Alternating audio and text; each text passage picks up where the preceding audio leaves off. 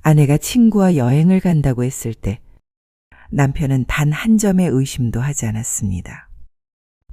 하지만 나중에 그는 모든 진실을 알게 되었고 마침내 소름 끼치는 복수를 준비하게 됩니다. 그 끝은 어떻게 될까요? 끝까지 시청하시면 짜릿한 복수를 확인하실 수 있습니다. 영상 보시는 동안 화면 아래 구독과 좋아요를 눌러주시면 이 이야기를 만드는 저에게 정말 큰 힘이 됩니다. 그럼 지금부터 그 이야기를 시작합니다. 서울 강남 30층 아파트. 찬란한 불빛 아래 한 남자가 홀로 앉아 있습니다. 그의 이름은 박준영. 이미 위스키 5잔째를 비우고 있었습니다. TV는 켜져 있었지만 아무 소리도 들리지 않았습니다.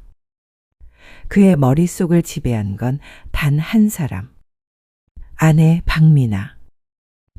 하지만 지금 그녀는 더 이상 아내가 아니었습니다. 그를 배신한 여자일 뿐이었다. 2달 전 미나는 친구 나영이와 함께 필리핀 세부로 여행을 간다고 말했습니다. 비행기 티켓도 리조트 예약도 이미 다 끝난 상태였습니다. 그때까지만 해도 저는 아무 의심이 없었습니다. 나영은 저도 아는 친구였고 둘이 푹 쉬고 오라며 웃으며 보내줬습니다. 늘 밝고 활기찬 아내. 가서 멋진 사진도 많이 찍어와. 저는 그렇게 말하며 그녀를 믿었습니다. 하지만 그때부터 무언가 달라지기 시작했습니다. 미나는 인스타그램을 합니다. 팔로워도 많고 다양한 사진을 꾸준히 올리는 그녀. 하지만 지금 저는 세부까지 따라가야 할지 고민 중입니다. 왜냐하면 얼마 전부터 미나의 행동이 이상해지기 시작했기 때문이죠. 밤마다 울려대는 낯선 문자들. 그리고 저를 바라보는 눈빛과 미소가 어딘가 불안정했습니다. 저는 방송 PD입니다. 사람들의 얼굴 표정을 누구보다 잘 읽어낼 수 있죠. 그런데 요즘 미나의 얼굴은 확실히 달라져 있었습니다. 그래서 어느 날 미나가 잠든 틈을 타 휴대폰을 보려 했습니다. 하지만 비밀번호가 바뀌어 있었습니다. 원래 저는 아내의 휴대폰을 보지 않습니다. 그래도 비밀번호 정도는 알고 있었는데 얼마 전 그 비밀번호가 바뀐 겁니다. 그 순간 저는 확신했습니다. 뭔가 있다. 그리고 결심했습니다. 이제는 확실히 알아봐야 한다고. 아침에 눈을 뜨자마자 저는 곧바로 사설 탐정을 찾았습니다. 요즘 탐정들이 할 수 있는 기술은 생각보다 많았습니다. 탐정은 제게 물었습니다. 원하는 게 뭡니까? 어디까지 확인해 드릴까요? 저는 한참을 고민했습니다. 도대체 어디까지 알아야 하지? 그러자 탐정은 차분히 말했습니다. 차량 녹음과 위치 추적만 해도 다 나옵니다. 일단 그거부터 하시죠. 저는 고개를 끄덕였습니다. 그리고 아내의 동선을 따라가며 촬영해달라는 의뢰까지 함께 맡겼습니다. 가격은 조금 나갔지만 지금은 돈이 중요한 게 아니었습니다. 그리고 저는 또 다른 방법을 생각했습니다. 이번에 미나가 세부로 간다고 하니 그 일정을 확인할 수 있는 방법 말입니다. 저는 필리핀 마닐라에 있는 동생 병우에게 연락을 했습니다. 병우는 마닐라에서 식당을 운영하고 있었습니다. 전화를 걸어 상황을 그대로 설명했죠. 병우도 제 아내 미나를 압니다. 결혼 전에 함께 식사도 몇 번 했고 결혼식 날에도 얼굴을 본 적이 있으니까요. 병우야, 세부에서 미나 동선을 좀 확인할 수 있겠어? 제가 조심스레 물었습니다. 그러자 병우는 대수롭지 않다는 듯 단번에 대답했습니다. 형님, 너무 간단합니다. 세부 들어오는 시간하고 항공편만 알려주세요. 제가 직원 보내서 밀착 촬영해 드릴게요. 걱정 마세요. 저는 안도의 한숨을 내쉬며 말했습니다. 그래 고맙다. 병우야 한국 들어오면 보자. 그리고 이번 일 비용은 내가 처리할 테니 나중에 얘기해줘. 하지만 병우는 담담히 말했습니다. 형님, 비용 얼마 안 듭니다. 걱정 마세요. 하다가 혹시 크게 들어가면 그때 말씀드릴게요. 저는 다시 한번 고맙다고 말했습니다. 그리고 결심했습니다. 굳이 제가 세부까지 가지 않아도 될 것 같았습니다. 한국에서 미나의 동선만 확인하고 세부에서 올라오는 자료를 받으면 충분하니까요. 제발 제가 생각하는 게 아니길 바랄 뿐이었습니다. 미나의 세부 여행은 이제 며칠 앞으로 다가와 있었습니다. 이제 세부에서의 모습만 확인하면 모든 것이 명확해질 터였습니다. 며칠이 지난 밤에 미나는 여행짐을 싸고 있었습니다. 저는 무심한 듯 물었습니다. 세부 가서 뭐 할 거야? 그러자 미나는 짧게 대답했습니다. 그냥 뭐 쉬다 올 거야. 이상하게도 말을 길게 하지 않았습니다. 저를 피하는 듯한 눈빛까지 느껴졌습니다. 그래서 저는 아무렇지 않은 척 말했습니다. 그래, 가서 푹 쉬다 와. 하지만 제 마음속엔 불안이 더 커져만 갔습니다. 다음 날 미나는 리무진 버스를 타고 인천공항으로 향했습니다. 그날 낮에 탐정에게 연락이 왔습니다. 탐정은 아내 미나의 동선을 추적했고 몇 장의 사진과 함께 차량 내 통화 녹음을 보내왔습니다. 사진 속 인물은 낯설지 않았습니다. 미나의 대학 동기 이재성이었습니다. 사진만으로는 단순한 지인일 수도 있었습니다. 하지만 녹음 파일이 모든 걸 뒤집었습니다. 차량 안에서 오간 두 사람의 대화, 웃음소리와 속삭임, 그리고 부부 사이에서나 주고받을 법한 은밀한 말들까지 그 안에 고스란히 담겨 있었습니다. 그 순간 준영은 확신했습니다. 이 둘의 관계는 결코 단순한 친구가 아니라는 것을. 미나의 대학 동기 이재성. 그 이름은 미나에게서 들어본 적이 있었습니다. 하지만 그가 정말 친구인지 아니면 더 깊은 관계인지 아직은 확실치 않았습니다. 그때 탐정이 조심스럽게 말했습니다. 두 사람 그냥 친구 아닙니다. 준영은 짧게 대답했습니다. 알겠습니다. 자료가 더 나오면 알려주십시오. 그렇게 전화를 끊고 나니 이제 거의 확실하구나.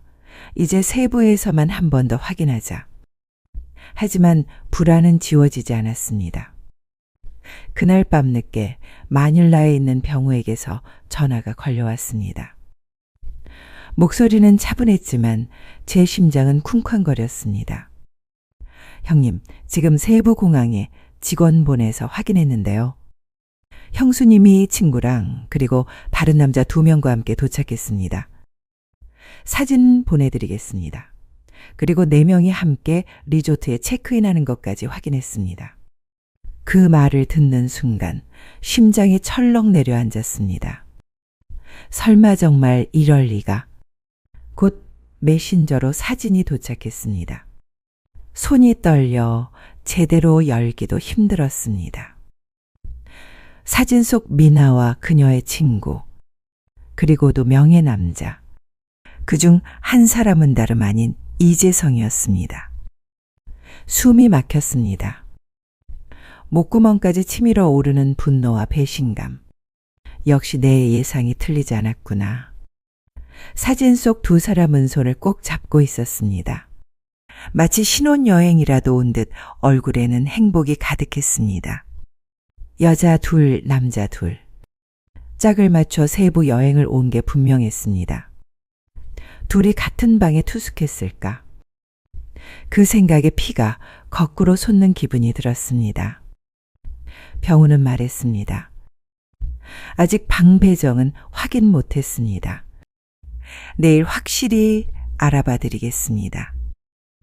그 말만으로도 제겐 충분했습니다. 확실한 증거. 예상은 했지만 제발 아니길 끝까지 바랐습니다. 그날 밤 위스키 잔을 붙잡고 밤을 지새웠습니다. 창밖의 야경은 누구보다 아름다웠지만 제 마음은 폭풍처럼 요동쳤습니다. 그 두 사람이 호텔 방 안에서 함께 있는 모습을 상상하는 순간 가슴이 찢어질 듯 아팠습니다. 하지만 그 고통 속에서 또 다른 감정이 피어오르기 시작했습니다. 분노 그리고 복수심. 미나는 나를 배신했습니다. 나의 사랑을, 나의 삶을 짓밟아 버렸습니다. 그리고 나는 이제 절대로 이 일을 그냥 넘기지 않을 겁니다. 그는 결심했습니다. 미나가 자신에게 준 고통보다 더 큰 고통을 반드시 느끼게 만들겠다고. 다음 날 준영이는 탐정에게 전화를 걸었습니다. 김 사장님, 이제 아내 추적은 더 이상 필요 없습니다. 지금까지 모아둔 자료만 정리해두세요. 제가 나중에 직접 찾아가겠습니다. 탐정은 차분히 대답했습니다. 알겠습니다. 제가 가진 자료도 정리 중이니 분명 도움이 될 겁니다. 그 다음 날 오후 병우에게서 전화가 걸려왔습니다. 형님 투수까지 확인했습니다. 그는 곧 사진을 보내왔습니다. 사진 속 두 사람은 손을 잡고 팔짱을 낀 채 마치 신혼여행을 온 듯 다니고 있었습니다. 병우가 말을 이었습니다. 형수님이랑 그 하얀 티셔츠 입은 남자. 같은 방에 지냈습니다. 마침 제 직원 친구가 그 리조트에 근무해서 직접 확인했습니다. 방 안에 형수님 가방과 그 남자의 캐리어, 그리고 남자 옷까지 있었습니다. 들어가는 장면은 못 찍었지만 가방 사진은 확보했습니다. 곧 사진이 도착했습니다. 그 안에는 미나의 가방, 이재성의 여행 캐리어, 그리고 남자 옷가지들이 선명히 찍혀 있었습니다. 그 순간 저는 더 이상 어떤 추가 자료도 필요하지 않다는 걸 깨달았습니다. 모든 것이 이미 명확했습니다. 준영은 결심했습니다. 미나가 자신에게 준 고통보다 더 큰 고통을 반드시 느끼게 만들겠다고.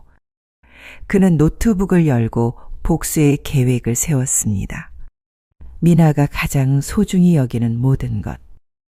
좋은 집, 경제적인 안정감, 그리고 여러 가지 선물들. 하나씩 차례대로 빼앗아갈 생각이었습니다. 특히 그녀가 가장 아끼는 공간. 한강이 내려다 보이는 이 집. 결혼 전 부모님의 도움으로 마련한 첫 집이었습니다. 미나는 이 집을 무척이나 사랑했습니다. 이 집은 우리 미래의 시작이야. 그녀는 늘 그렇게 말하곤 했죠. 하지만 이제 그 집은 준영의 복수 계획에서 가장 먼저 사라질 것이었습니다. 그는 부동산 중개업자에게 전화를 걸었습니다. 이 집 전세나 월세로 내놓을게요. 지금 당장이라도 입주 가능하게 하겠습니다. 그리고 가격은 시세 10% 낮게 맞춰주세요. 빨리 처리하는 게 중요합니다. 부동산 업자는 곧장 대답했습니다. 그렇다면 세입자를 더 빨리 찾을 수 있을 겁니다. 준영은 곧 마포의 원룸을 알아봤습니다. 사무실과도 가깝고 혼자 지내기엔 오히려 더 편한 곳이었습니다. 그는 바로 비어있는 원룸을 계약했고 새 집 비밀번호와 카드를 손에 쥐었습니다. 이제 남은 건 집안의 물건들이었습니다. 먼저 전자제품부터 처리했습니다. 대형 TV, 세탁기와 건조기 스타일러, 김치 냉장고까지 모두 중고 마켓에 올렸습니다. 빨리 비워내는 게 중요했기에 시세의 절반 가격에 내놓았습니다. 올린 지 불과 5분 만에 연락이 왔습니다. 그 가격이 맞다면 제가 전부 다 구입하겠습니다. 오늘 밤에라도 가져가겠습니다. 그날 밤 대형 차량이 도착했고 계좌로 입금이 들어오자마자 집안의 전자제품들은 순식간에 사라져 버렸습니다. 이것만 해도 집은 이미 텅 빈 듯한 느낌이 들었습니다. 다음은 가구 차례였습니다. 처음엔 시세의 절반 가격에 올렸습니다. 하지만 연락은 뜸했습니다. 그래서 가격을 30%까지 낮추자 곧바로 연락이 왔습니다. 그렇게 전자제품에 이어 가구까지 모두 정리되었습니다. 이제 남은 건 나머지 물건들이었습니다. 우선 귀중품부터 챙겼습니다. 시계, 목걸이, 팔찌, 귀금속, 그리고 명품 가방들을 한꺼번에 모아 큰 가방 속에 넣었습니다. 그 다음은 옷과 개인 물품들이었지만 그건 중요하지 않았습니다. 이삿짐 센터에 맡기든 그냥 처분해버리든 상관없었습니다. 중요한 건 단 하나. 집을 완전히 텅텅 비워버리는 것. 미나가 돌아왔을 때 절망만이 기다리고 있도록 그는 그녀가 절망에 빠져 허우적대는 모습을 상상했습니다. 그리고 그 상상은 묘한 쾌감을 안겨주었습니다. 하지만 그 쾌감은 오래가지 않았습니다. 곧 다시 찾아온 것은 미나의 배신이 남긴 상처와 사랑했던 시간들에 대한 깊은 아픔이었습니다. 준영은 문득 미나와 처음 만났던 날을 떠올렸습니다. 친구의 소개로 알게 되었던 그녀. 처음부터 너무나 아름답고 환하게 웃는 여자였습니다. 그 웃음은 준영의 마음을 완전히 바꿔놓았습니다.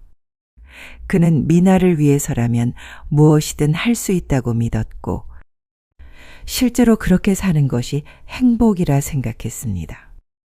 하지만 지금 그 모든 믿음은 처참히 무너져 있었습니다. 부동산 중개업자에게서 연락이 왔습니다. 관심 있는 분이 있는데요. 가격이 너무 좋아서 언제 입주 가능하냐고 묻습니다. 전세로 한다고 합니다. 저는 단호히 대답했습니다. 다음 달 1일에 입주 가능하게 전부 정리해 두겠습니다. 그날은 20일. 아직 열흘이나 남아 있었습니다. 미나에게 텅 빈 집을 보여주고 세입자가 들어오기까지는 충분한 시간. 이제 남은 건 집을 완전히 비우는 일이었습니다. 전자제품은 이미 모두 정리했고 식탁, 소파, 침대, 테이블 같은 큰 가구들도 업체가 가져갔습니다. 명품 가방과 귀금속은 제가 따로 챙겨두었고 이제 남은 건 옷가지와 자잘한 개인 물품뿐이었습니다. 문제는 이사도 아닌데 이삿짐 센터를 불러야 할까? 아니면 폐기물 업체를 불러야 할까 하는 것이었습니다. 결국 저는 이삿짐 센터에 전화를 걸었습니다. 저는 이사를 가는 게 아닙니다. 집안 물건을 모두 처분해서 텅 빈 집을 만들어야 합니다. 가능할까요? 상담원은 잠시 확인하더니 말했습니다.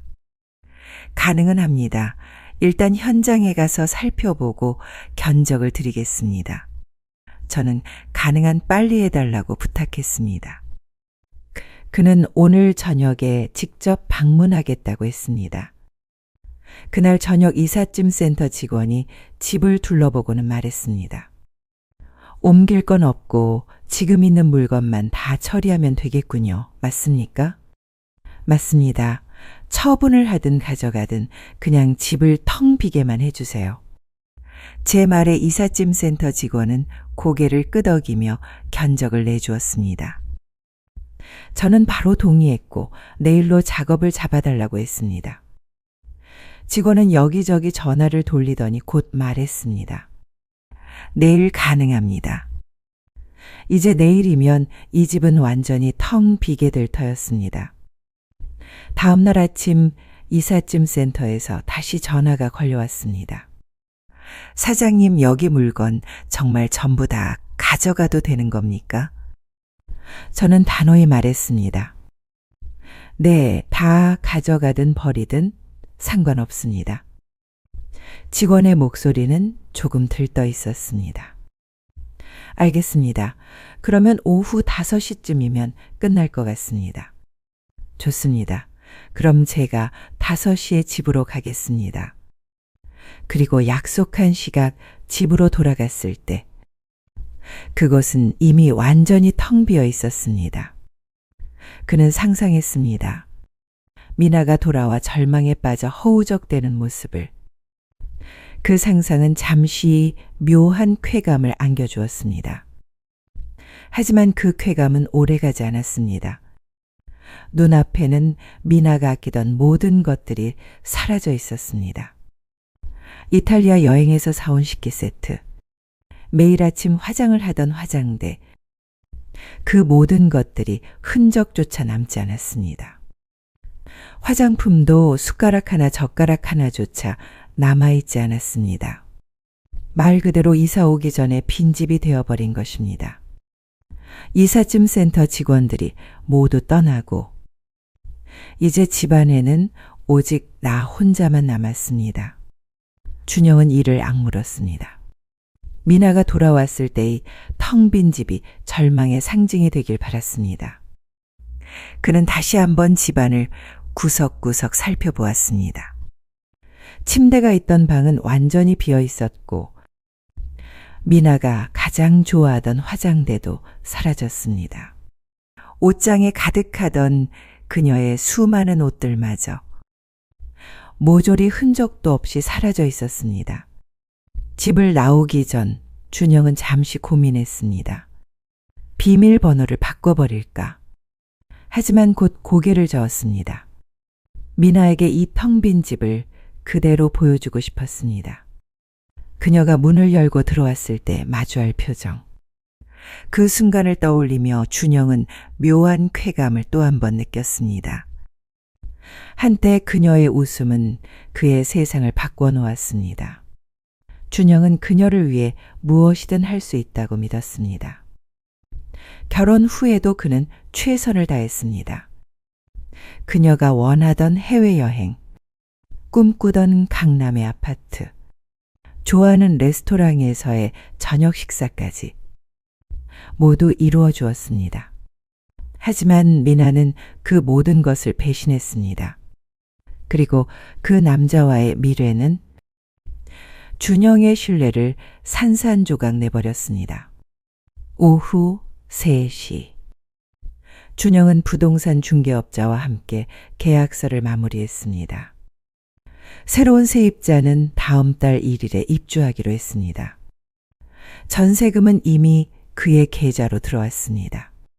이제 이 집에 다시 올 일은 없을 것입니다. 준영의 짐과 필요한 물건들은 이미 새로운 원룸으로 옮겨져 있었습니다. 차를 몰고 지나가던 중 저도 모르게 시선이 텅 빈 집으로 향했습니다. 불이 꺼진 그 공간.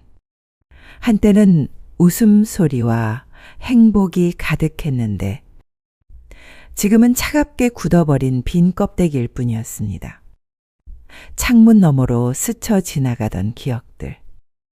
함께 웃던 순간. 함께 꿈꾸던 미래.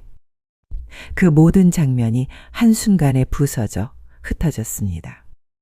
가슴이 저릿하게 아팠습니다. 하지만 곧 그 아픔은 서늘한 결의로 바뀌었습니다. 이제 다 끝이다. 그리고 이제부터가 진짜 시작이다. 미나, 너가 내게 준 고통과 상처. 나는 반드시 그대로, 아니 그 이상으로 돌려줄 것이다.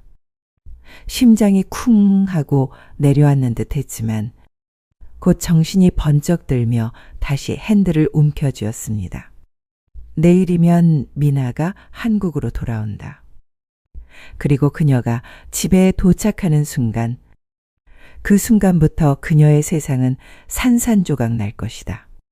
미나는 세부에서 돌아오는 비행기 안에서 창밖을 바라보며 미소를 지었습니다. 이번 여행은 너무 즐거웠습니다. 물론 준영에게 약간의 죄책감은 있었습니다.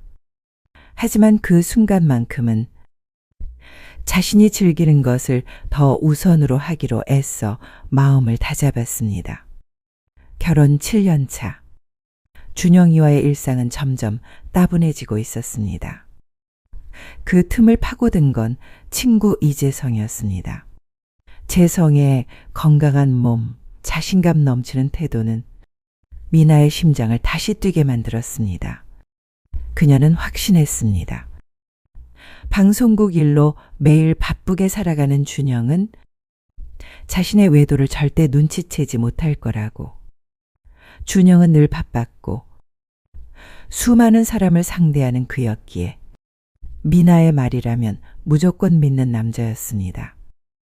비행기가 착륙하고 공항에 도착했을 때 미나는 재성과 잠시 눈빛을 주고받았습니다. 그리고 아무 일 없다는 듯 조용히 헤어졌습니다. 여기는 한국이었으니까요. 미나는 곧 리무진 버스를 타고 강남 집으로 향했습니다. 차 안에서 휴대폰을 꺼내 메시지를 보냈습니다. 재성아, 이번 여행 정말 짜릿했어. 조심히 가. 다음에 또 보자. 잠시 후 답장이 왔습니다. 짧고 무심한 한마디. 그래, 잘 가. 미나는 오히려 그런 무심함, 그 나쁜 남자 같은 스타일에 더 끌렸습니다. 지금은 아침 6시. 미나는 차를 타고 강남 집 앞에 도착했습니다. 준영이는 지금쯤 자고 있겠지? 그녀는 그렇게 생각하며 짧은 숨을 내쉬었습니다. 평소라면 준영은 미나에게 재미있어? 라며 장난 섞인 문자를 보내곤 했습니다. 하지만 이번 여행 동안은 며칠 내내 이상할 정도로 조용했습니다. 미나가 메시지를 보내면 돌아오는 답장은 늘 짧았습니다. 바쁘니까 잘 놀다 와. 그뿐이었습니다. 왠지 불안한 마음이 스멀스멀 올라왔지만 미나는 애써 그 감정을 눌러버렸습니다. 괜찮아, 아무 일 없을 거야. 그냥 내가 예민한 거지. 택시에서 내리며 스스로에게 그렇게 다짐했습니다. 아파트에 들어서 엘리베이터를 타고 30층으로 올라가는 동안 미나는 알 수 없는 싸한 기운을 느꼈습니다. 이상하다. 이건 뭐지? 혹시 죄책감 때문인가? 심장이 조금 빨리 뛰었지만 곧 고개를 저었습니다. 아니야, 이럴수록 아무렇지 않은 척 태연하게 행동해야 해. 미나는 그렇게 스스로 되뇌며 불안한 마음을 억눌렀습니다. 비밀번호를 누르고 문을 열자 미나는 눈앞의 광경에 숨이 멎는 듯 했습니다. 혹시 잘못 들어온 걸까? 다시 나가서 호수를 확인했습니다. 맞는데 여기 우리 집인데 이게 뭐지? 집 안은 텅 비어 있었습니다. 아무것도 없었습니다. 말 그대로 아무것도. 미나는 경악한 듯 비명을 질렀습니다. 그리고 집안을 정신없이 뛰어다녔습니다. 하지만 어디를 가도 결과는 같았습니다. 가구도 가전도 추억도 모두 사라져버렸습니다. 이게 어떻게 된 거야? 그녀의 절규는 텅 빈 집안에서 메아리쳤습니다. 결국 미나는 주저앉아 얼굴을 감쌌습니다. 머릿속은 혼란으로 가득했고 온몸이 떨려왔습니다. 떨리는 손으로 휴대폰을 꺼내들고 준영의 번호를 눌렀습니다. 고객이 전화를 받을 수 없습니다. 차갑고 건조한 안내 멘트만 흘러나왔습니다. 다급한 마음에 10번은 더 전화를 걸었습니다. 그러나 돌아오는 건 똑같은 안내 멘트뿐이었습니다. 미나는 숨을 몰아쉬며 중얼거렸습니다. 이게 뭐야, 도대체 뭐가 된 거야? 그 순간 미나는 깨달았습니다.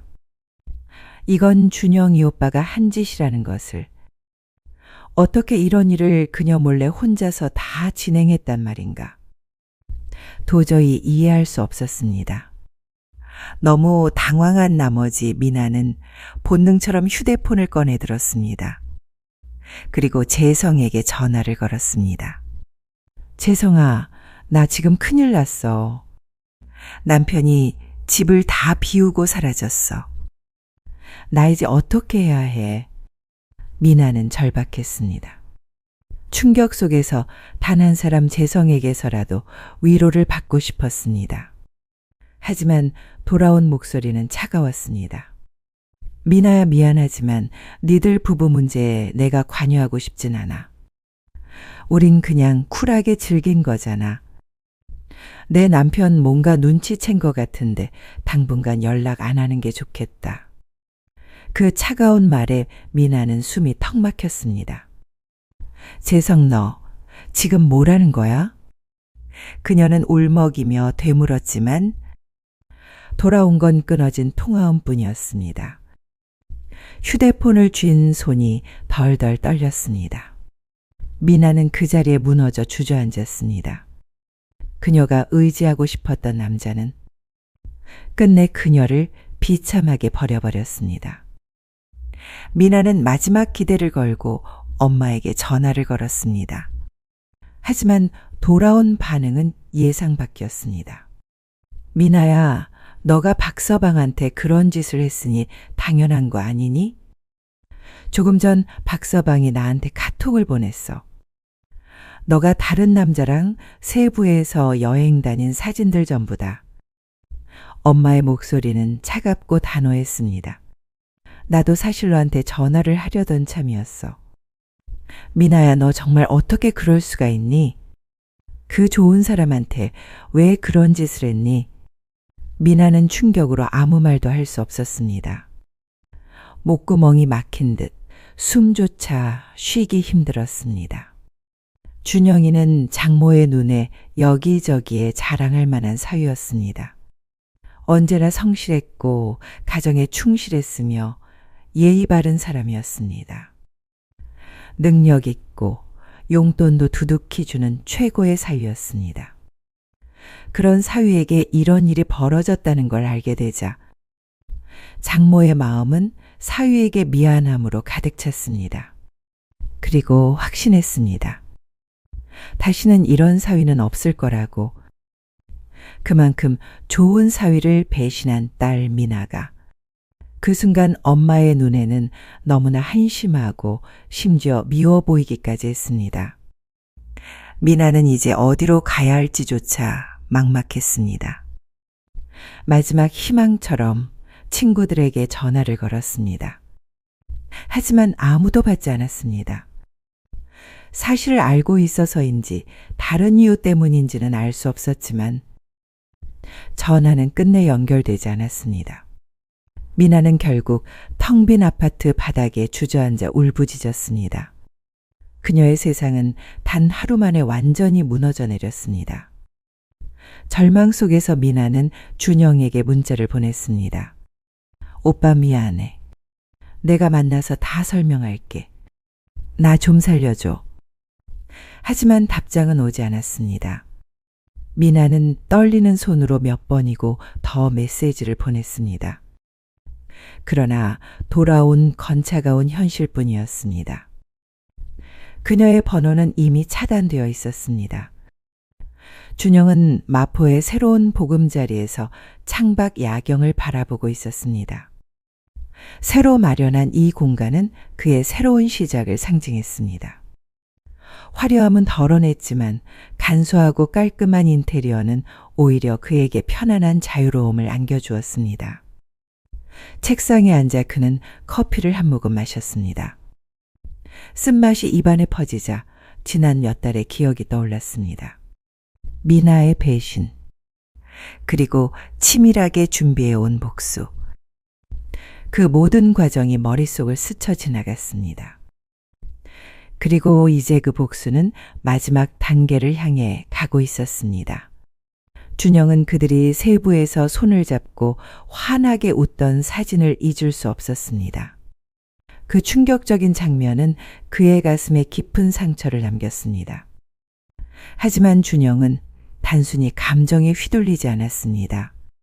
미나가 돌아오기 전 그는 이미 행동에 나서고 있었습니다. 며칠 전 의뢰했던 사설 탐정을 직접 만났습니다. 탐정은 짧은 기간 동안에도 사진과 녹음 파일로 모든 것을 기록해두고 있었습니다. 그는 준영에게 USB 메모리를 건네며 말했습니다. 선생님, 이 정도면 충분히 도움이 될 겁니다. 준영은 고개를 끄덕이며 계산을 하고 자료를 받아들었습니다. 세부에서 병우가 보내온 사진들과 국내 탐정이 건네준 자료들을 함께 정리했습니다. 모든 준비가 하나둘 완성되어 가고 있었습니다.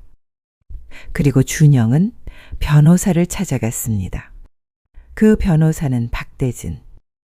준영이와 오래된 친구이자 믿을 수 있는 사람이었습니다.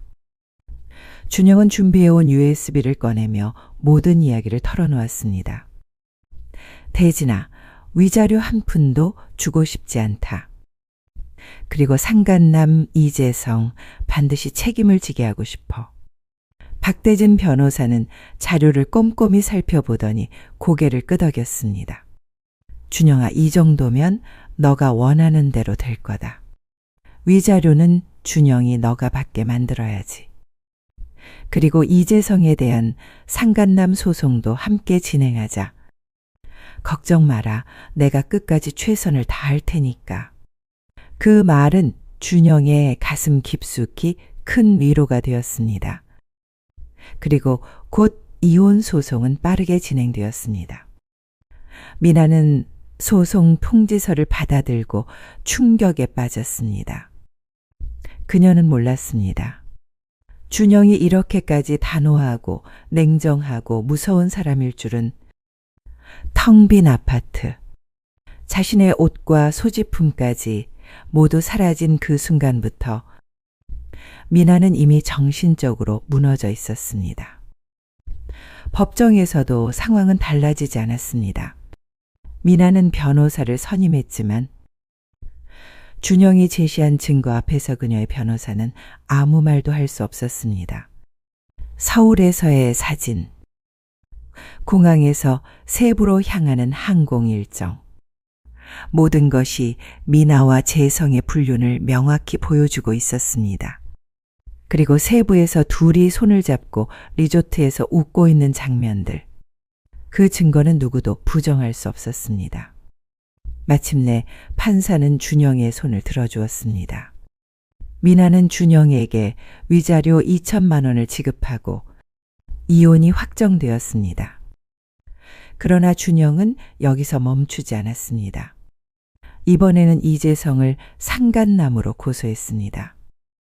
상간남 소송은 이혼 소송보다 훨씬 더 치밀한 준비가 필요했습니다. 김대진 변호사는 곧바로 재성의 재산과 직업적 지위를 조사했습니다. 재성은 이름 있는 회사의 팀장, 연봉도 상당히 높은 편이었고 아직 결혼하지 않은 상태였습니다. 준영은 바랬습니다. 재성이 반드시 자신의 행동에 대한 대가를 치르기를. 법정에서 재성은 처음엔 완강히 부인했습니다. 우린 그냥 친구였습니다. 그는 끝까지 발뺌하려 했습니다. 하지만 탐정과 준영이 준비한 증거들이 하나씩 공개되자 그의 얼굴은 점점 굳어갔습니다. 사진 영상, 그리고도 사람이 주고받은 문자 메시지의 스크린샷까지. 결국 재성은 모든 것을 인정할 수밖에 없었습니다. 판사는 판결을 내렸습니다. 피고 이재성은 원고에게 손해배상금 3천만 원을 지급하라.